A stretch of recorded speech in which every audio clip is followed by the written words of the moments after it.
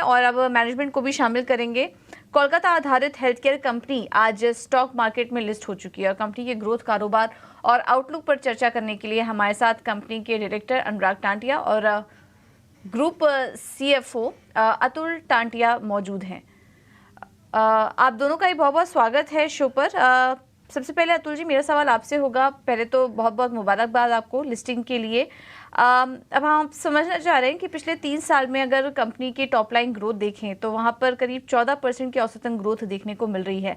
आने वाले समय में क्या रीडिंग है आपकी, किस तरह से ग्रोथ एक्सपेक्ट करें? क्योंकि हमारे जो आपको देख रहे हैं, जो दर्शक हैं, वो जानना चाह रहे हैं कि अब यहाँ से कंपनी की ग्रोथ ट्रेजेक्टरी क्या होगी। हमारा जो टॉप लाइन है लास्ट 3 साल में कैगर ग्रोथ किया इनफैक्ट 19.5%, 14% नहीं। हमारा एक नया हॉस्पिटल आ रहा है रायपुर में, और जो एग्जिस्टिंग हॉस्पिटल्स है हावड़ा और अगरतला, ऑक्यूपेंसी बढ़ रही है। तो हम टॉप लाइन ग्रोथ लगभग जहां हमने लास्ट 3 साल में जो अचीव किया है वही एक्सपेक्ट कर रहे हैं आगे जाते हुए। एंड ऑब्वियसली एक नंबर हम दे नहीं सकते क्योंकि हम ऑलरेडी साइलेंट पीरियड में हैं। अब बोर्ड मीटिंग होगी 3rd क्वार्टर की, उसके बाद हम ऑब्वियसली इन्वेस्टर्स के पास वापस आएंगे अर्निंग्स कॉल में। अतुल जी, थोड़ा सा विस्तार योजना पर ही बात करते हैं। हमने देखा कि आपने नॉर्थ ईस्ट साइड में थोड़ा सा अपना एक्सपेंशन जो है वो बढ़ाया है, लेकिन अब जो है आपने MOU साइन किए हैं छत्तीसगढ़ और रायपुर के इलाकों में भी, जिसका आपने जिक्र भी किया अपने जवाब में। लेकिन जो मॉडल्स हैं जिनके तहत आप ये MOU साइन कर रहे हैं वो एसेट लाइट मॉडल्स हैं। अगर मैं इसमें कमाई का नज़र समझना चाहूँ तो इंक्रीमेंटल रेवेन्यू किस लिहाज से आप देख रहे हैं कि इन तमाम रीजन्स में अगर आप विस्तार करते हैं और इस नए मॉडल के तहत जाते हैं तो कितनी कमाई पर आपको असर पड़ेगा, कितनी कमाई और आती हुई दिखाई देगी? रायपुर का काफी कनेक्ट है eastern part of the country से, और हम उसको ईस्टर्न पार्ट में ही ब्रॉडली समझते हैं। हमारा फोकस ईस्टर्न पार्ट में ही रहेगा आगे जाते हुए भी, क्योंकि ईस्टर्न पार्ट में काफी कम बेड्स हैं कॉर्पोरेट हेल्थ केयर के, आप अगर पूरी कंट्री से कंपेयर करेंगी तो। और in terms of revenue Raipur से मोटा मोटी अगर जब मैच्योर होता है 65-70% ऑक्यूपेंसी लेवल पर, तब ये 150 बेड का हॉस्पिटल लगभग 100 करोड़ रेवेन्यू दे सकता है, जो कि हम एक्सपेक्ट करते हैं 3 से 4 साल कमीशनिंग के बाद हो जाएगा। ये अनुमान है हमारा आज के प्राइस लेवल्स पर। ऑब्वियसली 3-4 साल में प्राइस भी बढ़ जाएगा। सो आज के प्राइस लेवल्स पर लगभग 100 करोड़ रुपए रेवेन्यू 65-70% ऑक्यूपेंसी पे एक्सपेक्ट करते हैं वहां से। बिल्कुल। अनुराग, मैं आपके पास आना चाहूँगा।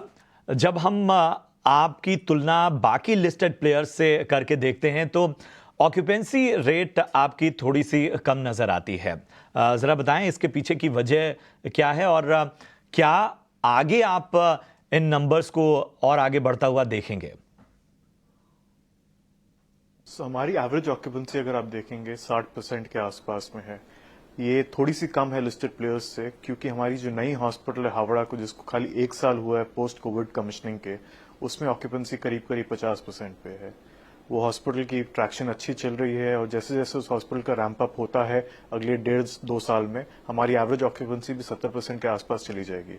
हमारी बाकी मैच्योर हॉस्पिटल्स 75% से ऊपर में ऑक्यूपेंसी में काम कर रही है, और जैसे जैसे हावड़ा की इंप्रूवमेंट होती है ओवरऑल एवरेज ऑक्यूपेंसी बढ़ेगी। अनुराग जी, हम देख रहे थे कि कंपनी अपना जो 90 वो प्राइवेट पेशेंट्स के जरिए वहां से योगदान आ रहा है, और आपकी गवर्नमेंट स्कीम या कॉर्पोरेट टाइप्स में ज़्यादा कुछ एक्सपोजर नहीं है। आने वाले समय में क्या इस मिक्स में हम कुछ बदलाव देखेंगे? ये स्ट्रैटेजी हम लोग के लिए अच्छी काम कर रही है। हमारी 80% से ऊपर cash flow from operations to EBITDA conversion है, और इस स्ट्रैटेजी को चेंज करने के हमारे कोई रिक्वायरमेंट भी नहीं है। हम नेबरहुड टर्शरी केयर हॉस्पिटल के हिसाब से काम करते हैं, जहां पे मेजॉरिटी ऑफ हमारे पेशेंट्स वही 4-5 किलोमीटर रेडियस के अंदर से ही आते हैं। इन 4-5 किलोमीटर रेडियस में हॉस्पिटल भरने के लिए कैश और इंश्योरेंस पेशेंट्स काफी हैं, इसलिए हम गवर्नमेंट और कॉर्पोरेट बिजनेस सीक आउट नहीं करते हैं। इस समय पे हम ये स्ट्रैटेजी को कोई चेंज नहीं देख रहे हैं। बहुत बहुत धन्यवाद आप दोनों का ही आज समय देने के लिए और अपने विस्तार योजनाओं पर, कंपनी के फाइनेंशियल्स पर हमसे बात करने के लिए बहुत बहुत धन्यवाद आपका। तो GPT हेल्थ केयर हाल की लिस्टिंग और जो रिस्पांस था वो तो इतना अच्छा नहीं था, लेकिन आज देखिए अभी फिलहाल 9% ऊपर ये स्टॉक कारोबार कर रहा है GPT हेल्थ केयर का। एक बार आशीष जी से समझ लेते हैं। आशीष जी बताइए, जीपीटी हेल्थ केयर अभी 9% ये स्टॉक आ चुका है। हालांकि शुरुआत इतनी अच्छी नहीं हुई थी, लेकिन अब तेजी से ऊपर आया ये स्टॉक। अगर आईपीओ की बात करें, कंपनी की बात करें, तो कैसी लग रही है आपको? पूजा, ये मेरे लिए सवाल है। माफ कीजिएगा अविनाश जी, जी आपके लिए सवाल है। तो देखिए, मुझे लग रहा है कि जीपीटी हेल्थ केयर एक ऐसा बिजनेस है जो हम समझते हैं कि एक सनराइज इंडस्ट्री में काम कर रहा है। और जैसे मैनेजमेंट ने कहा कि देखिए, टायर 2 टायर 3 मार्केट्स में अभी भी स्पेशलाइज्ड हॉस्पिटल्स की काफी कमी है। टर्शरी हॉस्पिटल होने का एक फायदा है कि इनका जो कस्टमर बेस है वो करीबन 4 या 5 किलोमीटर के डिस्टेंस पे ही इनको मिल जाते हैं।